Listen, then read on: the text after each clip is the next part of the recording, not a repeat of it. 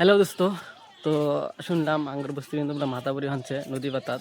তো জানছি দেখবে দেখি কীভাবে দেখা যায়। তো সাথে থাকো। এই যে আঙ্গুর রাস্তা দেখছো, গাঁও গ্রামের রাস্তায় মজা বিরোধ থেনে একচুয়ালি এটাই ভালো লাগে। দোস্ত বহুত দিন পরে একটা ক্ষেত দেখলাম। এই ক্ষেতটাই আমি বহুত দিন পরে দেখলাম। এটা হচ্ছে ঘেহু, আসামে ঘেহু বলি কয়, এমনি আমরা কই গুম। বহুত দিন পরে দেখতেছি আমি। আগে আঙ্গরণে একজন আসিল ব্যক্তি, ওই ব্যক্তি আল্লাহ আল্লাহ করছিল, এনকা করার মানুষ নেই, তাও তো একটা সুবিধা হয় নাই।